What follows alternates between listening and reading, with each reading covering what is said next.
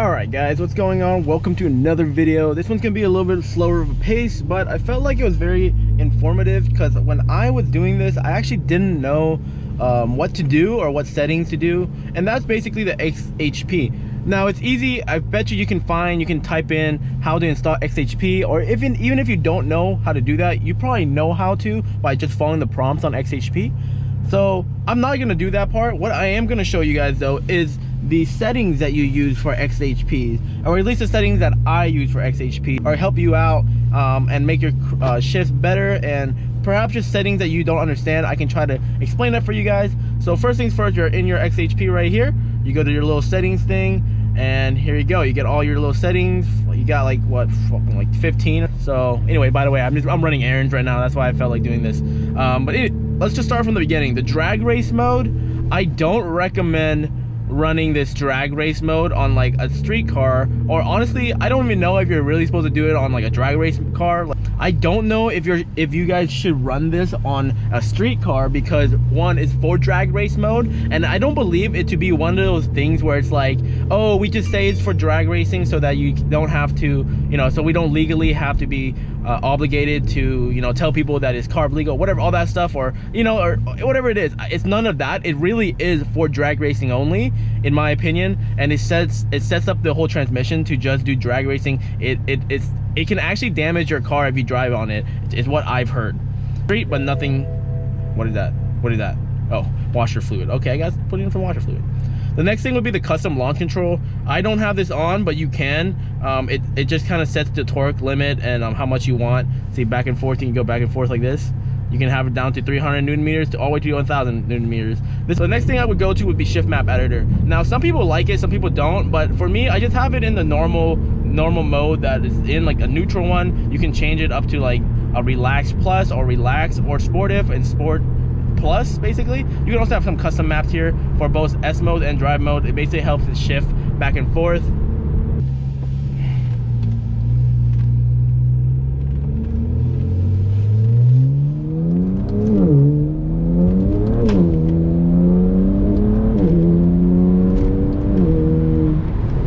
RPM. This one, if you guys are doing roll racing, or even just drag racing, this is a very crucial one that I like to use a lot.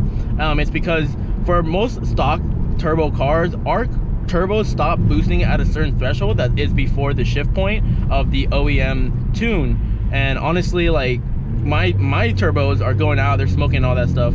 So I actually have to put it down to about 5800 to 5900 RPMs, because after that it starts to like drop drastically. And you can look at your logs and tell, like, where your turbos are doing, or you can look at your logs and tell it can tell you where the boost is dropping. So that's where I would recommend you guys doing, especially if you're doing rolls. And the reason I would do this is because it gives you a perfect shift every time. Because the computer is just, once it gets to the RPM, it'll just shift for you, which is like, you're not missing a shift, you're not going too much, you're not going too little. It's like, it's again, like it's a perfect shift. So it's a kick down delete. Simple terms, this is just a little thing when you press your foot all the way down to the ground, and there's a little nub. That thing, it actually engages the lower gear. Once you press that automatically, like, it just kind of like overrides it. I would just put this on. I think MHD, if you guys run MHD, also has this little thing here. It looks exactly the same, kick down delete, and then you just press it. I don't like that stuff. So use stock shift maps. Instead of using the stock XHP shift map, it'll use the stock OEM shift maps. And honestly, I haven't really noticed a difference, and if I have noticed a difference, it would be that I would like XHP a lot better. So I keep that off. Take off in second gear as standard. So my car in drive, it'll take off in first gear, and a lot of people recommend, like, if you want to just have a relaxing drive, most of the time you want to take off in second gear just because of the torque on these cars. Stay in second gear as standstill M mode. Same thing as basically the other one, except for this is an M mode. I have this one on, so it's kind of a preference thing. Now we're getting into the other things like throttle blimps in M mode, and throttle, so this is basically using your paddles and stuff. That throttle blimps is for downshifts. So if you look, I have mine set at all 25%. It kind of feels like it's giving me like a crisper downshift, and I actually really like that. These transmissions are known to be kind of sloppy on like the downshift. Yeah, listen to these downshifts. Let's see if I can.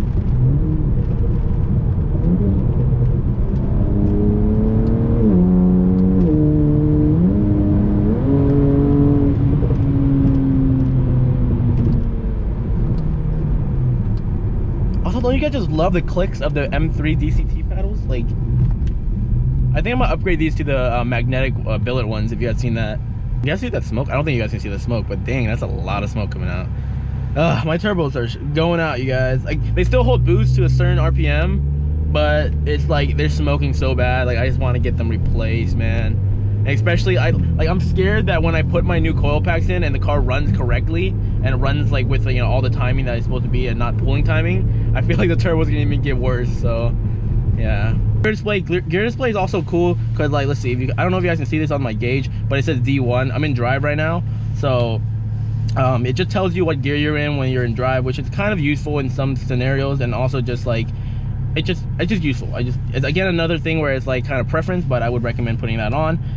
Lockout 6 gear in S mode. This is if you're doing drag racing and you're using your sports mode to launch it and just letting the car shift by itself. A lot of times it's more beneficial for people that are doing drag races to not shift, because shifting would be a lot slower, just because the transmission changing gears is slower than just the car going all the way to red line and just kind of locking out 5th gear and not going into 6th. Torque reduction upshift, this is a big one that a lot of people don't really understand, and honestly I don't understand either.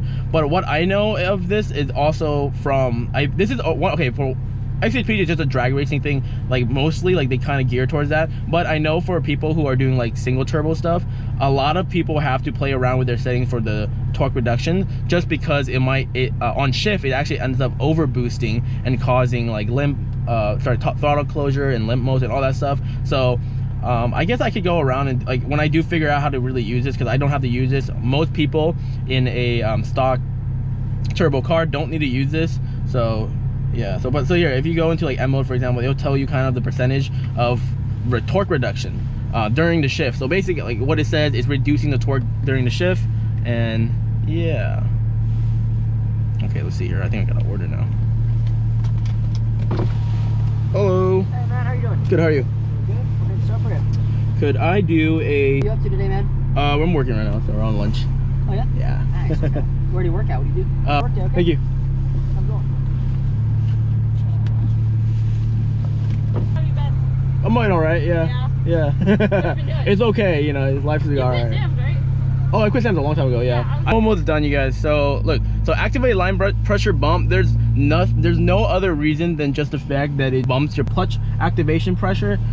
So I would just recommend doing that. I think everybody does that. That's like the main thing on XHP that helps. It helps the clutch slip and all that stuff. So just do that. There's nothing else to it, really.